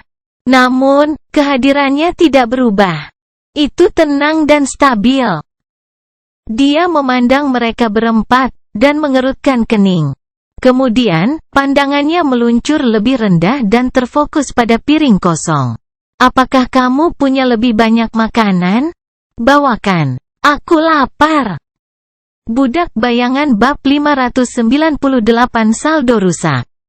Saat orang suci itu makan, sama sekali tidak terganggu oleh kepala Wyvern yang menakutkan yang menatapnya dengan mata mati. Yang lainnya berdiri dengan canggung dan menunggunya memuaskan rasa laparnya. Sunny mengamati Skytide dengan ekspresi muram, lalu melirik apa yang tersisa dari Cormac Transcendent yang menakutkan. Hatinya berat, kutukan. Menjadi penyebab 100 kalah dan 2 tuan sekarat, salah satunya dengan tangannya sendiri. Tidak kurang, sudah cukup buruk. Belum lagi keberadaan satu-satunya tahanan kuil malam, Pangeran Mordred, saat ini tidak diketahui. Juga sebagai akibat langsung dari tindakan Sunny. Tetapi menyebabkan kematian seorang suci bukanlah bencana besar. Orang suci tidak tergantikan. Di seluruh umat manusia, hanya ada beberapa lusin. Kematian Cormac tidak akan luput dari perhatian. Atau tidak dihukum. Apakah aku bahkan bisa kembali ke dunia nyata? Skytide akhirnya menghabiskan makanannya, lalu minum air dan melirik Casey dan dia. Apa yang sebenarnya terjadi di kuil malam? Keduanya saling memandang. Setelah beberapa saat, Sunny berbicara, suaranya muram. Semuanya salah sejak awal. Segera setelah kami tiba, salah satu master menemukan sepotong cermin di barang-barangku. Pecahan itu, aku mengambilnya di Pulau Reckoning. Tampaknya ada seseorang yang dipenjara di benteng, dan dia lolos dari ikatannya dengan bantuan cermin yang kukirim, entah bagaimana. Dia berhenti dan mempelajari wajah orang suci itu, mencoba memastikan apakah dia tahu apa yang akan terjadi. Tiris pasti tahu tentang monster cermin. Namun, dia tidak mungkin tahu bahwa Sunny biasa membawa pecahan cermin yang ditinggalkan makhluk itu. Usahanya untuk membaca apapun di wajahnya gagal, jadi dia dibiarkan tanpa jawaban. Sambil mendesah, Sunny melanjutkan, para master menghancurkan gerbang dan menyegel kuil. Setelah itu, tahanan yang melarikan diri membantai yang hilang, dan mengambil tubuh seorang master. Dia bahkan mencuri pisau dari altar yang hancur. Pada akhirnya, hanya kami bertiga yang masih hidup. Dan dia mungkin akan membunuh kami juga, tetapi Saint Cormac tiba tepat pada waktunya. Kalian tahu yang lainnya. Saint Tiris menatapnya selama beberapa saat, lalu menggelengkan kepalanya. Jadi pangeran masih hidup. Bagaimana ini bisa terjadi? Dia mengerutkan kening dan menatap lurus ke arahnya, di mana dia sekarang? Sunny mengangkat bahu. Itu kita tidak tahu. Saint Cormac pasti telah menghancurkan tubuhnya, tapi kemana jiwanya pergi? Tebakanmu sama baiknya dengan tebakanku. Dia mungkin bersembunyi di salah satu pecahan cermin, jatuh ke langit bawah dengan sisa kuil malam saat kita bicara. Skytide terdiam beberapa saat, lalu menghela nafas. Begitu. Kamu melakukannya dengan baik untuk bertahan hidup. Jangan khawatir tentang sisanya. Tidak ada saksi yang tersisa, dan bahkan benteng itu sendiri telah hilang. Aku akan menangani dampaknya, sebaik yang aku bisa. Namun, akan baik bagi kalian berdua untuk menghilang untuk sementara waktu. Lanjutkan ke benih mimpi buruk seperti yang telah kamu rencanakan, dan tantanglah. Pada saat kamu kembali, jika kamu melakukannya, bagian terburuk akan berakhir. Situasinya akan berbeda juga. Dia bangkit dan melirik ke kegelapan langit bawah, ekspresi muram di wajahnya. Sekarang karena jangkar Hollow Mountains tidak ada lagi, Chain Isles akan bergeser dan berubah posisi. Itu akan menyebabkan migrasi massal dari Nigma Creatures, baik yang berasal dari permukaan maupun dari sisi gelap. Bahkan beberapa dari Corrupted Abomination mungkin pindah ke tempat berburu baru. Tanganku akan penuh di masa mendatang. Jadi, kita tidak akan bertemu lagi untuk waktu yang lama. Semoga berhasil untukmu. Sunny menatap Sein yang cantik, lalu ke kepala Wyvern. Dia berdeham, "Maaf, Lady Skytide. Tapi apakah Anda tidak akan mendapat masalah? Membunuh orang suci bukanlah sesuatu yang bisa dimaafkan begitu saja, tidak peduli status Anda." "Benar." Tiris berlama-lama, lalu menggelengkan kepalanya. "Saya akan dihukum, tentu saja. Tapi tidak terlalu berat. Apakah Anda mengerti mengapa?" Sunny melirik teman-temannya, yang memiliki ekspresi bingung yang sama. "Tidak terlalu." Dia mendesah. "Ada 12 orang suci yang bersumpah setia pada keberanian klan agung. Satu kurang dari mereka yang bersumpah pada lagu klan agung. Sekarang, ada 11, sedangkan Song masih 13. Dengan Song Seisan kembali dari Forgotten Shore, jumlah itu akan segera meningkat lebih jauh lagi. Sementara Lady Morgan masih terlalu muda dan kurang pengalaman untuk menantang mimpi buruk ketiga. Keseimbangan kekuatan akan rusak." Sunny mendengarkan kata-katanya dengan penuh perhatian. Jadi klan besar berselisih satu sama lain. Setidaknya ada 2 yang terkuat. Masuk akal. Skytide mengerutkan kening, terdiam beberapa saat, lalu berkata, dengan kesenjangan yang melebar secara drastis, "Valor tidak bisa membiarkan kehilangan saya. Atau lebih banyak orang suci mereka. Jadi, saya akan baik-baik saja. Kurang lebih. Itu juga alasan mengapa Anda juga akan baik-baik saja." Dia mengangkat alis. "Kami, apa yang harus kami lakukan dengan semua ini?" Tiris tersenyum kecil, menatapnya, Cassie, Evie, dan Kai. "Saat ini, kalian berempat hanyalah orang-orang yang memiliki potensi murni. Kalian berharga, tetapi tidak tergantikan. Namun, jika kalian selamat dari Second Nigma and Ascent, kalian akan membuktikan bahwa kalian memiliki keberanian, keterampilan, dan tekad untuk mewujudkan potensi itu. Kalian akan membuktikan bahwa kalian bisa menjadi orang suci, dan dengan demikian menjadi berharga. Ketika kalian kembali, klan besar tidak hanya tidak mau menyingkirkan kalian. Mereka akan memperjuangkan hak untuk memiliki kalian." Sunny merengut, menghubungkan pernyataan itu dengan apa yang dikatakan Master Jet kepadanya sebelumnya. Matanya menjadi suram.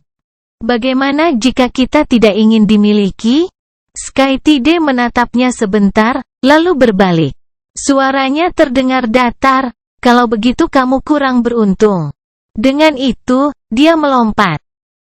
Hembusan angin dingin tiba-tiba menyelimuti geladak kapal terbang, dan sesaat kemudian, bayangan besar terpisah darinya dan melesat ke atas, segera menghilang ke kejauhan. Sunny, Cassie, Evie, Kai, dan para penjaga api yang kami tinggalkan sendirian dalam kegelapan.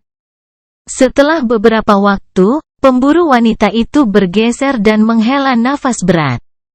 Dia memakan semua makananku. Benar-benar bencana. Sungguh tragedi."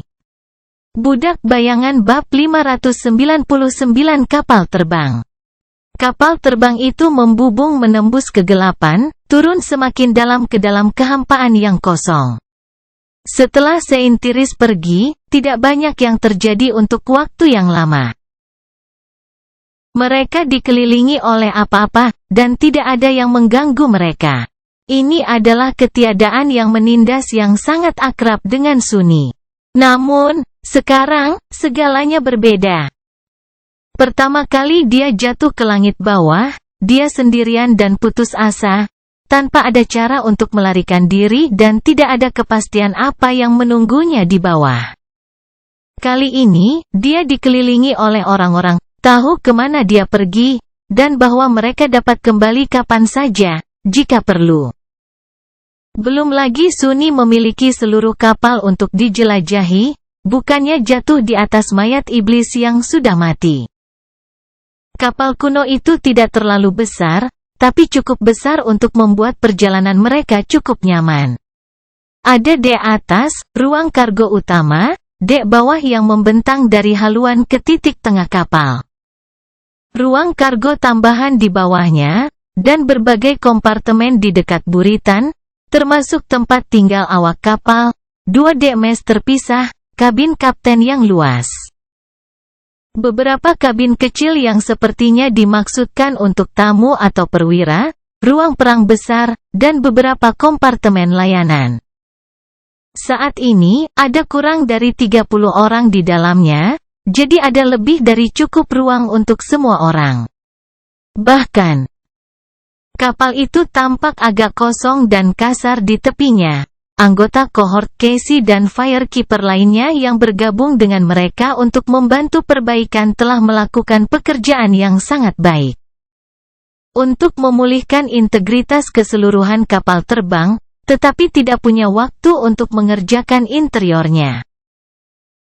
Beberapa fasilitas penting telah dilengkapi secara serampangan dengan semua yang diperlukan untuk nyaris tidak berfungsi, tetapi sebagian besar kompartemen masih memerlukan banyak perbaikan. Tidak ada perabot apapun kecuali beberapa meja kasar, kursi, dan tempat tidur gantung tipis, dan sebagian besar kapal tampak kosong dan tanpa tulang. Itu jauh berbeda dari betapa mewahnya itu harus dilengkapi, dan didekorasi sekali, di masa lalu kuno. Namun, setelah bulan neraka yang dihabiskan Sunny di kuil malam, lingkungan ini tampak hampir seperti surga. Dia memiliki seluruh kabin untuk dirinya sendiri, dan ruang kargo diisi dengan makanan dan air yang cukup untuk bertahan selama beberapa bulan. Dapur juga beroperasi penuh, jadi setidaknya makanan mereka terurus. Lebih dari itu, kapal terbang tidak bergoyang terus-menerus seperti yang dilakukan pelaut, dan malah bergoyang lembut dari waktu ke waktu, yang menenangkan, dan bahkan sedikit nyaman. Itu adalah kapal aneh yang bergerak sebagian karena ilmu sihir, anak pohon suci yang tumbuh di sekitar tiangnya berfungsi sebagai sumbernya, dan sebagian lagi karena angin. Penjaga api tampaknya kurang lebih mampu mengoperasikan layar, entah itu agak ragu-ragu. Dan menggunakan aspek atau kenangan mereka yang mirip dengan tongkat kayu Casey untuk menghasilkan angin kencang yang mendorong kapal ke arah yang benar. Hasilnya, penurunan mereka ke dalam jurang berlangsung cepat, mulus, dan hampir santai. Sunny menghabiskan waktu sekitar 1 minggu untuk perlahan pulih dari lukanya, memulihkan kekuatannya, dan beristirahat. Dia banyak tidur dan makan sebanyak yang dia bisa, mengetahui bahwa mimpi buruk kedua akan menguji batas daya tahannya. Dia harus memasukkannya dalam bentuk sebaik mungkin. Dia juga menggunakan waktu itu untuk memikirkan tentang apa yang telah terjadi di kuil malam, menganalisis semua yang telah dia pelajari tentang Mordred, dan membahas setiap pemikiran dan keputusannya, mencoba belajar dari kesalahannya. Kenangan dibodohi dan dimanipulasi oleh pangeran ketiadaan masih menghantuinya. Ada juga banyak informasi baru yang diterima Sunny di bulan itu, informasi tentang kebangkitan pangkat tinggi, landasan keberanian, klan besar, ketegangan di antara mereka. Dan bahkan tentang aspeknya sendiri. Bayang-bayang Sunny yang tinggal di Soul Sea-nya tidak ada di sana hanya untuk dekorasi. Dia selalu curiga bahwa ada tujuan bagi mereka, tetapi tidak pernah memiliki bukti. Nah, sekarang, ada buktinya. Sunny tidak tahu apa artinya semua itu, dan apa yang harus dia lakukan dengan mereka. Tidak peduli apa yang dia coba setelah pertempuran dengan Mordred, bayangan menolak untuk bereaksi. Mereka hanya berdiri di tempat biasanya, diam dan tak bernyawa seperti sebelumnya, seolah berpura-pura tidak terjadi apa-apa. Itu hampir seperti dia membayangkan semuanya. Pada akhirnya, Sunny harus menerima kenyataan bahwa misteri bayang-bayang itu masih belum terpecahkan, untuk saat ini. Dia telah belajar bahwa jiwanya memiliki sistem pertahanan yang menakutkan terhadap mereka yang mencoba untuk memilikinya. Setidaknya itu sesuatu. Setelah minggu pertama, ketika lukanya cukup sembuh, Sunni mulai berlatih, perlahan mengkondisikan tubuhnya untuk ujian maut yang akan datang. Ini adalah proses yang tidak berguna, sungguh, karena dia akan menghuni kapal yang berbeda sepenuhnya di dalam nikmah. Tetapi melatih tubuh membantunya mengatur pikirannya juga. Karena alasan itu, Sunni berlatih dengan tekad kuat yang sama seperti di kota kegelapan.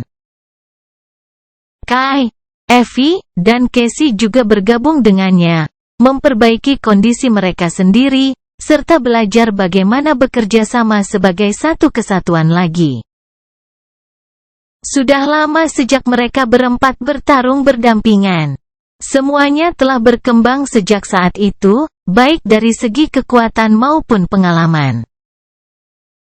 Mereka telah bangkit sekarang, memiliki kemampuan baru, dan telah meningkatkan pemahaman mereka tentang pertempuran, teknik, dan keterampilan. Mereka perlu menemukan cara baru dan lebih baik untuk meningkatkan kekuatan satu sama lain dan melindungi kelemahan satu sama lain, serta bekerja sama dengan mulus untuk mencapai tujuan bersama. Tanpa bimbingan dari Changing Star, itu jauh lebih sulit daripada yang mereka ingat. Tak satu pun dari mereka benar-benar pemimpin alami, apalagi yang berbakat dan berbakat dalam seni pertempuran seperti Nevis, di Forgotten Shore.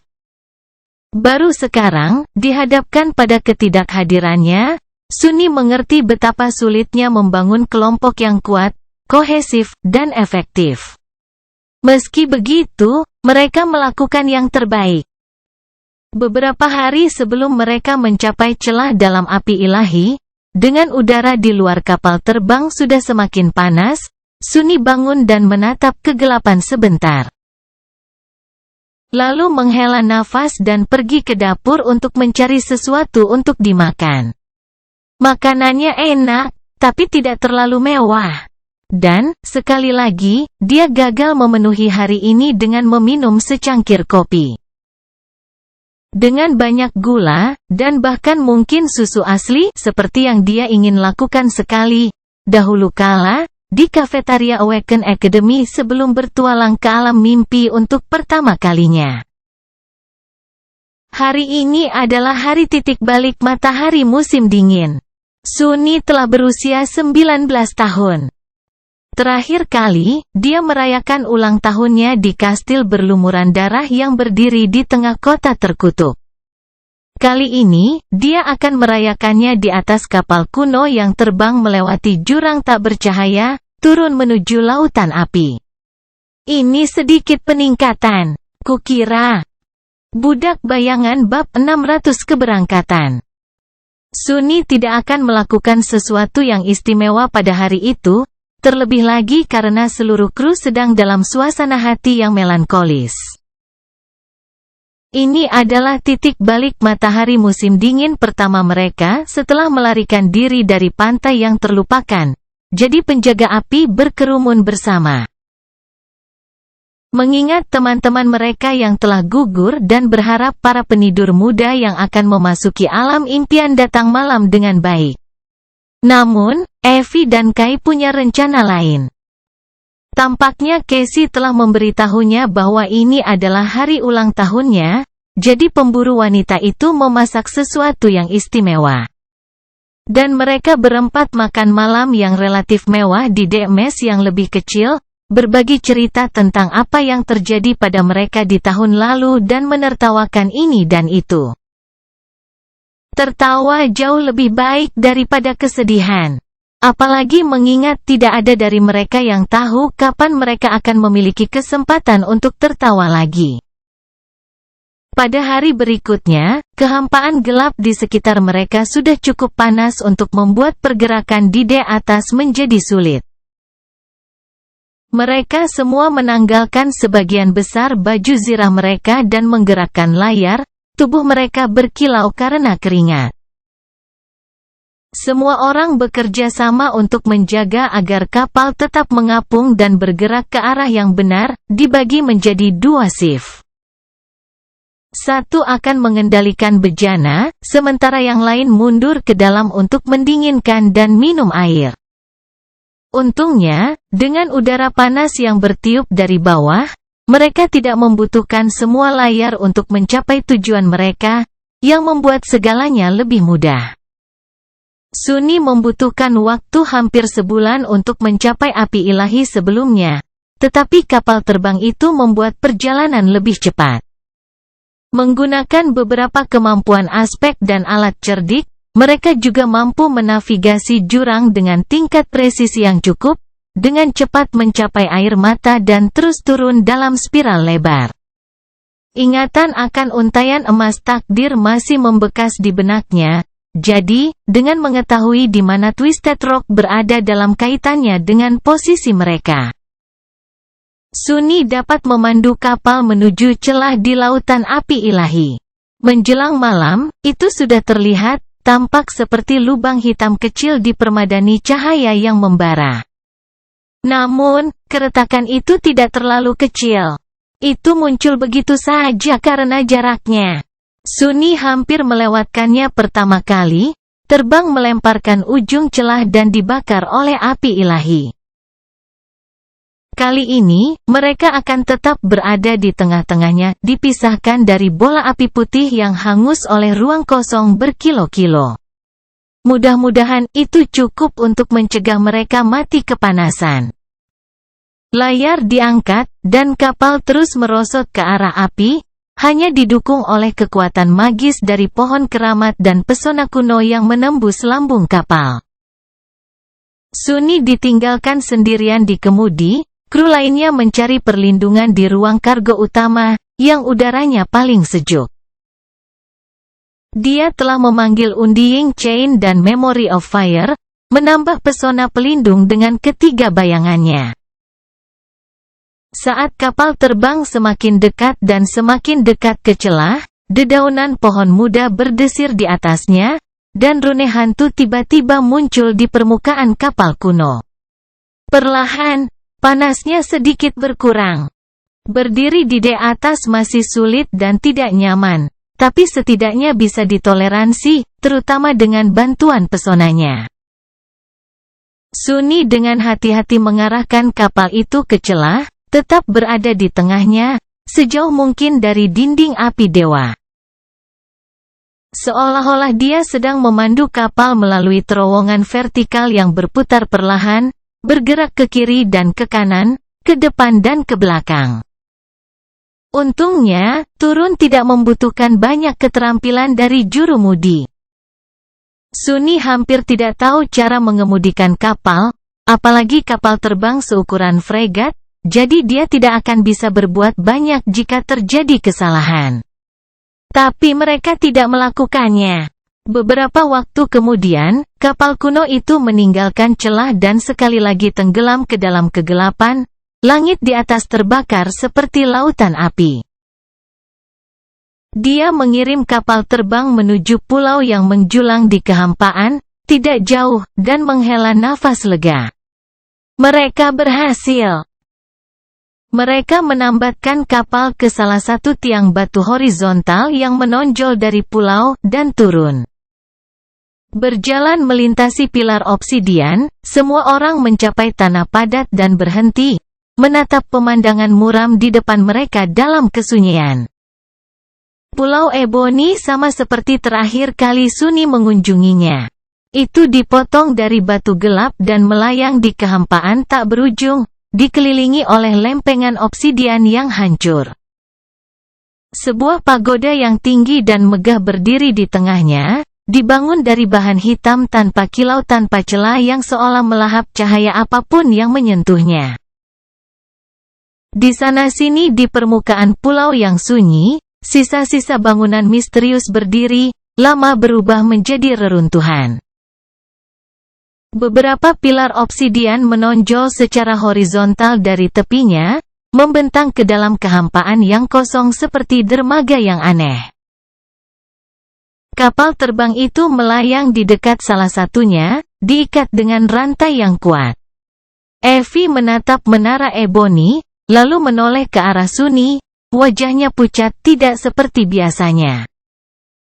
Aku tidak percaya kamu berhasil sampai ke sini sendirian. Bagaimana kamu bisa bertahan? Sunny ragu-ragu, lalu mengangkat bahu. Nyaris. Dan dengan sedikit keberuntungan. Dengan itu, dia menghela nafas dan menuju menara gelap. Di dekat pintunya, sudah waktunya bagi mereka berempat untuk mengucapkan selamat tinggal kepada penjaga api. Kelompok Casey, dan yang lainnya. Tidak akan mengikuti mereka ke Nigma, beberapa mungkin akan menantang mereka sendiri di masa depan, ketika mereka merasa siap. Tetapi 1 tahun sebenarnya tidak cukup untuk mempersiapkan sebagian besar dari Awaken untuk uji coba yang mengerikan ini. Sebaliknya, penjaga api akan tetap berada di Pulau Obsidian. Beberapa akan mendirikan pangkalan sementara di sana, sementara yang lain akan memandu kapal terbang kembali ke Sanctuary of Noctis. Dan kemudian kembali dengan lebih banyak perbekalan dan material yang cukup untuk terus mengerjakan kapal itu sendiri. Dengan cara itu, mereka akan melakukan perjalanan antara Sky Below dan Chain Isles, menunggu kembalinya para penantang selama diperlukan. Perpisahan itu agak emosional, setidaknya di pihak anggota kelompok Casey. Dia mempercayakan perintah itu kepada Sim, sang tabib, dan berbalik, topeng setengah perak menutupi ekspresinya. Tidak ada yang tahu apakah mereka akan bertemu lagi. Bagi mereka yang selamat dari Forgotten Shore, berpisah dengan orang-orang yang mereka sayangi bukanlah hal baru. Namun, itu tidak pernah menjadi mudah. Sunny membuka gerbang menara eboni dan membimbing yang lain ke aula gelapnya, naik satu demi satu. Evie dan Kai melihat sekeliling, rasa ingin tahu bercampur dengan rasa takut di wajah mereka. Casey memucat di tingkat kedua, di mana busuk yang mengerikan pernah tumbuh dari lengan dewa yang terpenggal, tetapi tidak mengatakan apa-apa. Aula rune mempengaruhinya lebih buruk lagi. Kai dan Evie dipandu oleh Sunny, mata mereka tertutup rapat, tapi gadis buta itu tidak bisa melakukan hal yang sama. Intuisinya yang tajam dan indranya yang meningkat, kadang-kadang mirip dengan kutukan. Namun, untuk alasan yang sama, ketahanan mentalnya juga tak tertandingi. Dia menggertakkan giginya, dan bertahan. Akhirnya, mereka mencapai level terakhir, dan menenggelamkan lengkungan batu portal dengan api ilahi, bergiliran memberi makan esensi jiwa mereka ke penglihatan kejam. Dengan upaya gabungan mereka, mengaktifkannya tidak memakan waktu selama Sunny mencoba melakukannya sendiri. Segera, mereka berdiri di dalam gazebo putih yang anggun, portal menghilang di belakang mereka. Di depan mereka, bagaimanapun, adalah surga yang tenang di Pulau Gading. Lempengan marmer yang hancur melayang di sekitarnya. Ada padang rumput yang indah di dekat gazebo, dan rerimbunan pohon yang damai. Cabang-cabangnya bergemerisik di bawah angin sepoi-sepoi. Agak jauh, terhubung ke gazebo dengan jalan batu, berdiri pagoda megah yang dibangun dari bahan putih bersih yang bukan batu atau kayu. Itu indah, anggun, dan sedikit tidak nyata, seolah-olah terlalu agung untuk ada di alam fana. Dan di sekelilingnya, tulang-tulang naga mati tergeletak, memantulkan pancaran sinar matahari. Mereka berjalan melewati danau yang jernih dan melalui rahang binatang besar itu, akhirnya memasuki kegelapan aula rantai kuno yang khusyuk. Di mana harapan pernah terikat. Begitu masuk, mereka berempat membeku, tiba-tiba diliputi kelelahan. 7 rantai tergeletak di lantai putih bersih di depan mereka, masing-masing berakhir dengan belenggu yang patah. Belenggu itu rusak dan robek, permukaannya yang hancur bertuliskan segudang rune. Sebuah mawar berkilauan yang aneh dari permukaan mereka dalam gumpalan halus, menyatu menjadi masa kegelapan murni yang kacau dan selalu berubah yang berdenyut di tengah-tengah aula besar. Tapi itu bukan kegelapan, tidak juga. Sebaliknya, itu adalah celah dalam struktur realitas, yang bahkan bisa melahap cahaya itu sendiri. Terhipnotis oleh wajah sang benih, Sunni merasakannya, jauh di dalam jiwanya. Panggilan nikmah yang magnetis dan berbahaya. Kali ini, akhirnya, dia akan menjawabnya.